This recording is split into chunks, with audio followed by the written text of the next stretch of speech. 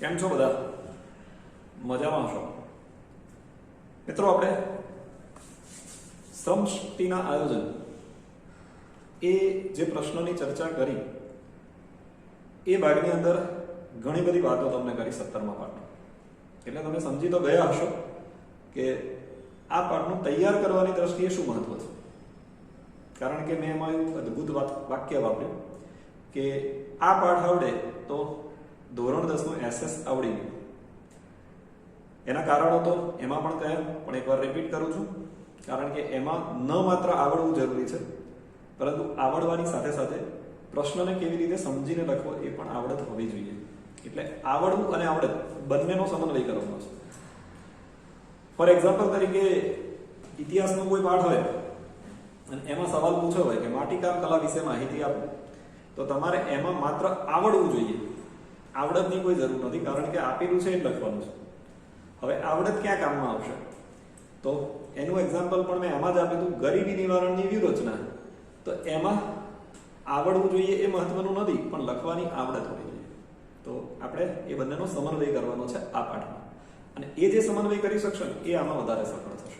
Okay, પાઠનો 5મો જે પ્રશ્ન છે વધારે સારી રીતે તૈયાર કરવાનો, એનો વિડીયો તમારી સામે પહેલા આવશે અન્ય પ્રશ્નો કરતા. એટલે પહેલા આપણે પાઠની અંદરના જે સારા કરવા જેવા પ્રશ્નો છે એ તમારી સામે મૂકી દઈએ છીએ. ત્યારબાદ 2 પ્રશ્નો એવા છે કે જે ખૂબ લાંબા છે અને પૂછાવાની શક્યતાઓ એની ઘણી ઓછી છે. એને આપણે ટૂંકમાં થોડાક તમારી સામે રજૂ કરીશું, અને વચ્ચેનું જે કંઈ બાકી રહે છે એની માત્ર તમને જાણ કરવામાં આવશે કે તમે ખાસ કરીને આંકડાકીય માહિતી છે જેનું હું બોર્ડમાં લખું તમને આવડી જાય એવું બનવાનું નથી. એટલે એની હું થોડી ટૂંકી માહિતી તમને આપી દઈશ. તો એ રીતે આપણે આ પ્રકરણને હાલ પૂરતું પૂરું કરીશું. આશા એવી આપણે રાખીએ કે આપણે મળવાનું થાય, અને જ્યારે પણ આપણે મળવાનું થાય આ વર્ષમાં પરીક્ષા પહેલા 100% મળવાનું થશે. મિત્રો, વિશ્વાસ રાખજો ભગવાન ઉપર, કોઈ એવી અલૌકિક શક્તિ ઉપર. તો આપણે જ્યારે પણ મળવાનું થશે ત્યારે સ્વાભાવિક છે કે બધા ચેપ્ટરની તો આપણે ચર્ચા નહીં કરી શકીએ, પરંતુ જે તમારી મૂંઝવણવાળા ચેપ્ટર હશે એને આપણે 100% લઈ અને સોલ્વ કરીશું. આજનો આપણો 5મો મહત્વનો પ્રશ્ન છે આ પાઠનો, એ છે વિશ્વ શ્રમ બજાર વિશે નોંધ લો.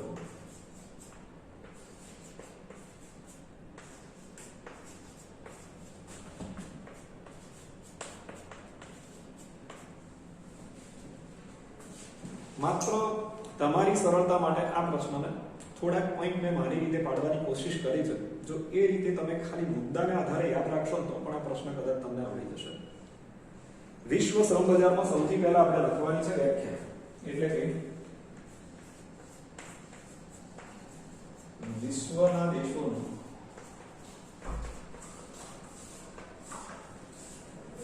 શ્રમિકોનું આદાન પ્રદાન.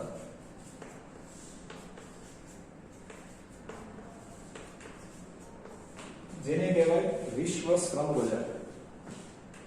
વિશ્વના દેશોનું શ્રમિકોનું આદાન પ્રદાન, એટલે કે વિશ્વના એક દેશમાંથી કોઈ શ્રમિક બીજા દેશમાં જાય છે, એ દેશનો શ્રમિક કોઈ અન્ય દેશમાં જાય છે.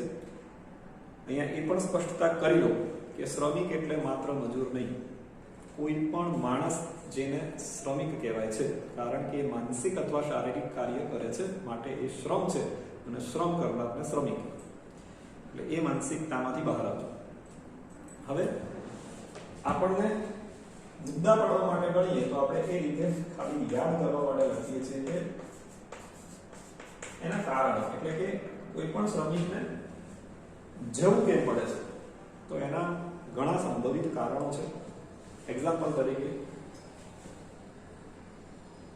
કોઈને ઉદ્યોગ સંબંધી પોતાના રોજગાર અથવા તો વ્યવસાય અંગે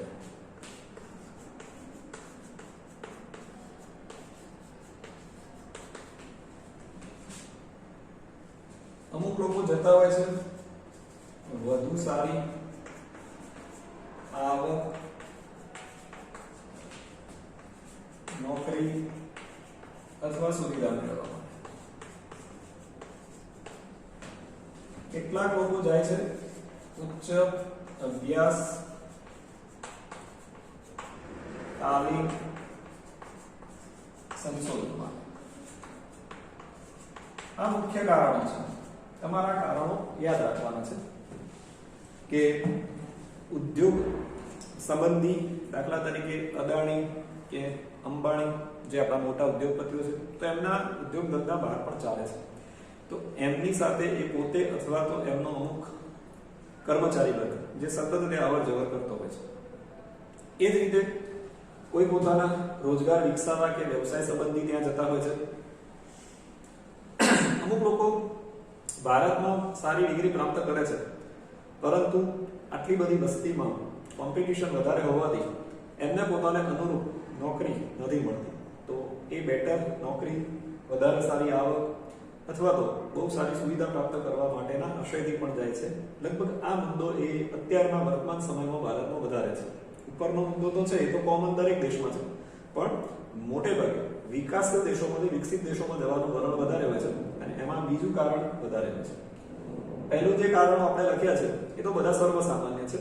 ઉદ્યોગ સંબંધી તો કોઈ પણ દેશમાંથી બીજા દેશમાં વેપાર વ્યવસાય માટે જવું પડતું હોય છે. દાખલા તરીકે તમારી આજુબાજુમાં મને ખ્યાલ છે એ રીતે અમારા પણ એક રિલેટિવ્સ છે, તો એમને અહીંયા નજીકમાં પોતાની ફેક્ટરી છે, તો એના મશીન માટે એમને બહાર જવું પડતું હોય છે, પોતાના કારીગરો મોકલવા પડતા હોય છે એના રિપેરિંગ માટે, અથવા તો જ્યારે મોકલે ત્યારે એને ત્યાં ફિટિંગ માટે, આ માટે જવું પડતું હોય છે. તો એ વ્યવસાય સંબંધી અવર જવર થાય છે, પણ એ ટૂંકા સમય માટે. આ જે બીજું છે એ મોટે ભાગે કાયમી જતા હોય છે.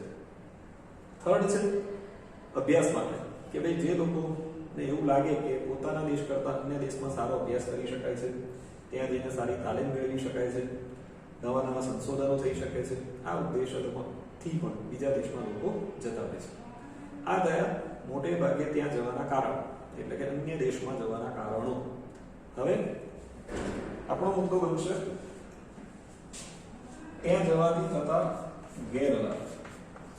ગેરલાભ અને લાભ એવો મુદ્દો બુકમાં આપ્યો નથી, પણ મેં મારી રીતે તમને સમજાવવા માટે કરેલો છે કે એનાથી તમને કદાચ વધારે ખબર પડશે કે જે લોકો ઉચ્ચ બુદ્ધિ પ્રતિભા ધરાવે છે, તાલીમ લીધેલ છે, કુશળ છે,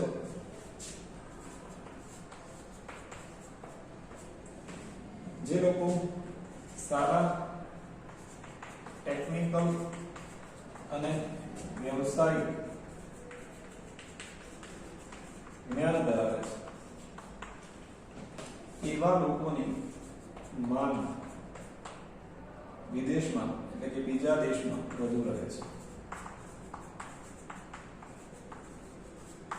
અને પરિણામે જે તે દેશને એની ખોટ વર્તાય છે. મિત્રો, અહીંયા ગેરલાભ એટલા માટે કહેવાય કે આપણે જોઈએ છીએ કે મોટે ભાગે ક્યારેય ગંગાને ઉલટી વહેતા આપણે જોવાના નથી, કે એવું ભાગ્ય જ બનશે, કોઈ ચમત્કાર થશે કે વિકસિત દેશનો એટલે કે અમેરિકાનો વ્યક્તિ એવું વિચારે કે હું ભારતમાં જઈને સ્થાયી થઉં. એને તો આવું સ્વપ્ન પણ ના આવે, પરંતુ ભારતીય 100% ઈચ્છે કે પોતે આવા કોઈ દેશમાં સ્થાયી થાય. હવે ઈચ્છા તો બધાની હોય, આ સમજાવું તો તમારી પણ થઈ જાય, પણ બધાને મોકો મળવાનો નથી. પરંતુ કોને મળશે અને એનાથી ગેરફાયદો શું થશે? તો જેની અંદર પ્રતિભા છે, પ્રતિભા તો બધામાં હોય, પણ કેટલાકમાં વિશિષ્ટ પ્રતિભા હોય. એ ઉદાહરણ હું તમને આપું છું. તાલીમ સ્પેશિયલ કોઈ ક્ષેત્રની લીધેલી હોય. અત્યારે જે હમણાં આગળના એક ભાગમાં તમારી સામે વિડીયો આપ્યો હશે શ્રમ શક્તિમાં, એમાં જે કોર્સીસ આવ્યા, કમ્પ્યુટર છે, ઇન્ફોર્મેશન ટેકનોલોજી છે, વગેરે વગેરે, એવા કુશળ નિપુણતા ધરાવતા ટેકનિકલ અને વ્યવસાયિક કોર્સ કરેલા જે લોકો હશે એની ડિમાન્ડ 100% બીજા દેશમાં રહે છે. અને જ્યારે એક દેશમાંથી બીજા દેશમાં આવા લોકો ચાલ્યા જાય છે, તો એનાથી એ દેશને હંમેશા આવા પ્રતિભાવાન નિપુણતા ધરાવતા કુશળ લોકોની ખોટ પડે છે ને પડે છે. ફોર એક્ઝામ્પલ તરીકે ભારત નિપુણતાવાળો દેશ છે આવા વ્યક્તિઓની. દાખલા તરીકે ગૂગલના ચેરમેન, ગૂગલના સીઈઓ, ઓકે, તો એ વ્યક્તિ ભારતીય છે, ઘણી પ્રતિભાશાળી છે, વિશ્વનું બહુ મોટું સર્ચ એન્જિન, સર્ચ કંપની કહેવાય છે, અને એના જ્યારે વ્યક્તિ ભારતીય હોય તો વિચારો કે ભારતની એ વ્યક્તિમાં કેટલી પ્રતિભા હશે. એનો પગાર પણ બહુ મોટો છે, આપણે ન કલ્પના કરી શકીએ એટલો એનો પગાર છે. સુંદર પિચાઈ જેમનું નામ છે. જો આ વ્યક્તિ ભારતમાં રહ્યો હોત તો ભારતમાં કેટલો બધો ફાયદો થયો હોત. એવી રીતે ઘણી બધી આવી પ્રતિભાશાળી વ્યક્તિઓ છે કે જે મોટે ભાગે બીજા દેશમાં ચાલે જાય છે. એકલા ભારતની વાત નથી કરતા, આ સમગ્ર વિશ્વની વાત કરે છે. પણ આપણે સૌથી વધારે ભારતને ધ્યાનમાં રાખીને ચર્ચા કરીએ કે ભારતમાં એક સુંદર પિચાઈ જાય તો કદાચ વાંધો ના આવે, પરંતુ આવા 100 સુંદર પિચાઈ જાય ને મિત્રો તો 100% ભારતને ખોટ પડે. દાખલા તરીકે ધીરુભાઈ અંબાણી એ વિદેશમાં સ્થાયી થઈ ગયા હોય તો રિલાયન્સ દ્વારા જેટલા લોકોને રોજગારી મળે છે એ ના મળતી. એટલે આવા 100 રિલાયન્સ જો ભારતમાં થઈ જાય અત્યાર સુધીમાં તો ભારતને એટલી બધી રોજગારીનો ફાયદો થયો. પરંતુ ક્યાંક અગવડતાના અભાવે, ક્યાંક સુવિધાના અભાવે અથવા તો આવા કોઈ કારણસર એ લોકો બીજે સ્થાયી થઈ જાય છે અને એ સ્થાયી થઈ જાય છે એટલે એની ખોટ અચૂક આવા દેશોને અને આપણા દેશને પડે છે. તો આ મોટામાં મોટી ખોટ એટલે કે ગેરલાભ છે. હવે એનાથી થતો એક આંશિક ફાયદો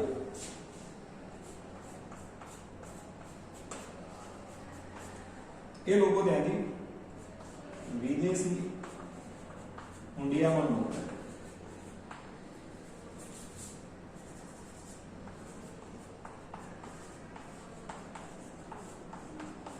અને એનાથી કદાચ આપણા અર્થતંત્રને થોડોક ફાયદો થાય. આ એક આંશિક લાભ ગણું છું. આટલા મોટા ગેરફાયદાનો એક નાનકડો લાભ. કેમ? કારણ કે આમાં બે વસ્તુ છે. પહેલા તો બધા મોકલે કે નહીં, અને મોકલે તો સંપૂર્ણ મોકલવાના નથી, પણ હા મોકલે તો એક આંશિક ફાયદો થાય કે ત્યાં વિદેશી નાણું ભારતમાં આવે, ડોલર, પાઉન્ડ કે દિનાર કે અન્ય, તો એનાથી કદાચ ભારતની અર્થવ્યવસ્થા મજબૂત બની શકે. પરંતુ એ જો અને તોની વાત છે અને એ પણ એટલો બધો ચોક્કસ ફાયદો નથી. હવે અંતિમ જે મુદ્દો છે એ છે વિશ્વ શ્રમ બજારની પ્રવૃત્તિ વધવાના કારણો. આવો એક મુદ્દો આપણે પાડીએ કે આ પ્રવૃત્તિના જનરલ કારણો, કે આના કારણથી લોકો જાય છે, પરંતુ આ જે પ્રક્રિયા છે મિત્રો એ દિવસે દિવસે ઘટવાની જગ્યાએ વધી રહી છે. તો એનું કારણ શું છે? તો એનું કારણ છે એક તો 1990 ની આજુબાજુમાં ઘણા બધા દેશોની જેમ ભારતે ઉદારીકરણ, ખાનગીકરણ અને વૈશ્વિકીકરણની જે નીતિ અપનાવી, એમાં ઇન્ટરનેશનલ લેવલે આ બે નીતિનો ભાગ છે, ઉદારીકરણ અને વૈશ્વિકીકરણ.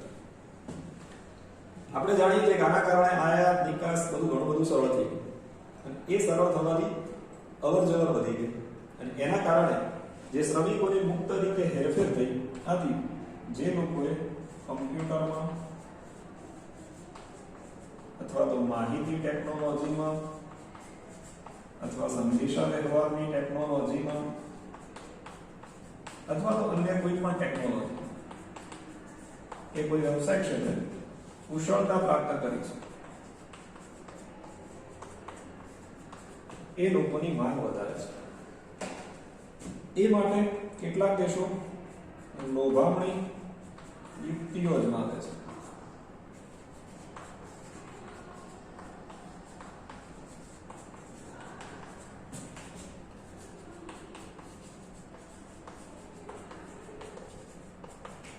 અને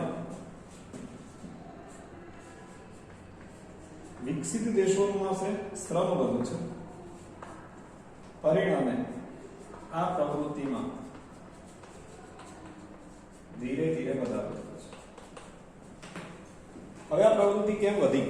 તો એના કારણો આપણે જોઈએ કે સૌથી પહેલા તો ઉપરના કારણો તો લાગુ પડે છે, પરંતુ સાથે સાથે સરકાર આપણી ઉદાર થઈ, આપણે બીજા દેશો સાથે આપણી અર્થવ્યવસ્થાને જોડી એટલે આપણે વૈશ્વિકીકરણ કર્યું. અને વૈશ્વિકીકરણના 4 મુદ્દામાંનો એક મુદ્દો એટલે શ્રમનો પુરવઠો મુક્ત રીતે હેરફેર કરવો. આમ તો બધા મુદ્દા કામના છે, આયાત નિકાસના અવરોધ દૂર કરવા, ટેકનોલોજી મુક્ત રીતે હેરફેર કરવી. તો શ્રમના જે અંકુશો હતા એ દૂર થયા. એટલે જે લોકોએ કમ્પ્યુટર ક્ષેત્રે સારી સુવિધા એટલે કે ડિગ્રી લીધેલી છે, ઇન્ફોર્મેશન ટેકનોલોજી, કોમ્યુનિકેશન ટેકનોલોજી કે અન્ય ટેકનોલોજી, જેની વિદેશમાં માંગ વધારે છે. હવે કેટલાક તમે જાણો છો એ પ્રમાણે ઓસ્ટ્રેલિયા જેવા દેશોમાં વસ્તી ખૂબ ઓછી છે અને ત્યાં આવી ટેકનોલોજીથી નિષ્ણાત થયેલા લોકોની ખૂબ જરૂર છે. અન્ય દેશોમાં પણ આવી સ્થિતિ છે. તો એ દેશો શું કરશે?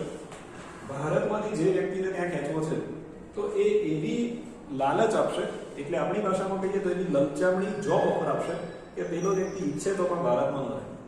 કદાચ માની લો કે તમારામાંથી કોઈ વ્યક્તિએ ડિગ્રી લીધી અને એને ભારત પ્રત્યે બહુ પ્રેમ છે, એ ડિગ્રી લીધા પછી એવી ઈચ્છા રાખે છે કે ભારતમાં રહી અને પોતે ભારતીયોની સેવા પણ કરશે, પણ એનું એક પાસું આર્થિક પાસું પણ એટલું મજબૂત હોવું જરૂરી છે. હવે પેલા કંપનીમાંથી એવી ઓફર આવશે કે એનું આર્થિક પાસું એટલું બધું જોરદાર હશે કે છેલ્લે કંટાળી અને ભારત છોડી અને બીજે જવા માટે મજબૂત થવું પડશે, કારણ કે એની જોબ ઓફર જ એટલી જોરદાર. સત્યમ નાદેલા, સુંદર પિચાઈ, આ બધાના પગારના આંકડા મિત્રો તમે જુઓ ને તો આપણા કદાચ માનવામાં ના આવે એવી વાત છે, પરંતુ એ કંપની એમને ખરેખર એટલો પગાર આપે છે, બરાબર. એટલે એ ઈચ્છે તો પણ ભારતમાં ન રહી શકે, કારણ કે ભારતની કોઈ કંપની એટલો પગાર એમને આપવા માટે તૈયાર જ ન હોય અને કદાચ આપી પણ ન શકે. અને માટે આવા પ્રતિભાશાળી લોકો, આવી નિષ્ણાત ડિગ્રી લીધેલા જે લોકો છે એ અહીંથી નિષ્ણાત થઈ અથવા તો ત્યાં નિષ્ણાત થઈને પછી ત્યાં સ્થાયી થઈ જાય છે. આવો પ્રશ્નનું રિવિઝન કરી લઈએ છીએ આપણે. વિશ્વ શ્રમ બજારને કેવી રીતે તૈયાર કરશો તમે? તો પહેલો મુદ્દો છે એની વ્યાખ્યા લખો. બીજું એના કારણો, જે તમે સમજી ગયા હશો કે ચિંતા ન કરતા, કારણો મેં એકદમ સરળ રીતે લખ્યા છે કે તમને આવડે છે. ઘણા બધા પોઈન્ટને આમાં મેં સરળ કરવાની કોશિશ કરી છે મિત્રો. બહુ એવું નહીં કે તમે બેઠા જ ઘરે પ્રયત્ન કરો છો, અમે પણ બહુ સારા પ્રયત્નો કરીએ છીએ. તો એવી આશા નથી રાખતા કે તમે બહુ કદર કરો, પણ સામાન્ય કદર કરો, કારણ કે તમારા વ્યૂઝ ઉપરથી એવું જાણવા મળે છે કે તમે વિડીયો જોતા જ નથી, માત્ર લખવા ખાતર લખો છો. એટલે પ્લીઝ આઈ રિક્વેસ્ટ, વિડીયોને ક્યારેક જુઓ તો તમને આ પ્રશ્ન ખૂબ સરળ લાગશે, બરાબર છે મિત્રો? એટલે જોવાનો થોડો પ્રયત્ન કરો. એટલે કારણ બહુ સિમ્પલ છે.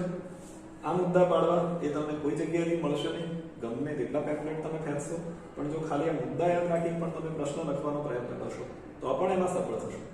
તમે યાદ રાખો કે મારે વિશ્વ શ્રમ બજાર આવે એટલે પહેલા તો શું લખવાનું છે, તો આપણે પહેલા એવી રીતે યાદ રાખીએ કે મારે વ્યાખ્યા લખવાની છે, ત્યારબાદ એના સામાન્ય કારણો લખવાના છે, પછી ગેરલાભ લખવાના છે, પછી લાભ લખવાના છે, અને છેલ્લે એ પ્રવૃત્તિ વધવાના કારણો લખવાના.